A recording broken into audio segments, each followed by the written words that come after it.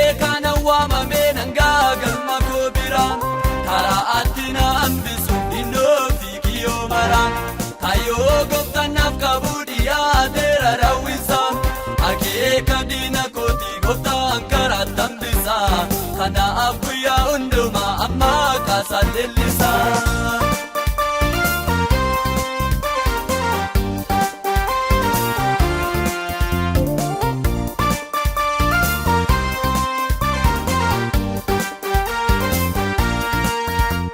Arraaduu fakkaatus bakkiin keessaa deemu eebbii booddeenaa dhufu amaaramee innumu gadaadoo fi yuumaanii namaa daa'u sonneen koo guyyaa tokko naaf guutaa gooftaan dhufeerru koo.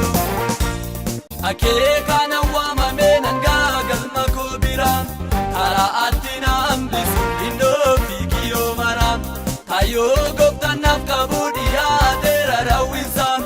Akeeka diina kooti gooftaan karaatti hambisaa kanaaf guyyaa hundumaa amma kaasaa leellisaa.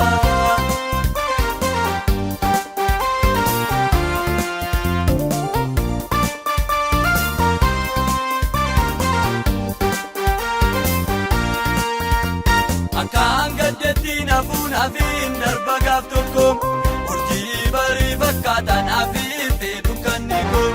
Bitaan mirgaan diriirseen abbaalli sadangaa koo isaa yaadeen amlaataan aneeggadda waaqa koo.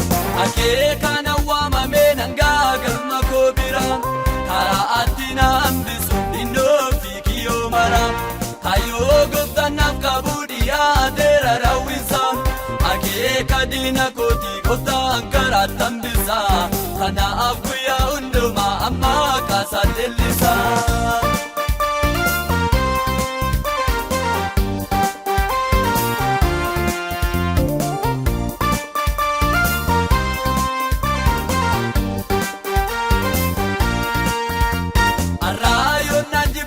Soboola koo bukkeetti du'aa ooluudhaaf jechaan yaa'u gara kootti inni seenaa jijjiiru waa'ee koofni mul'ata yommootti yaadatamu baay'eetu dinqifata.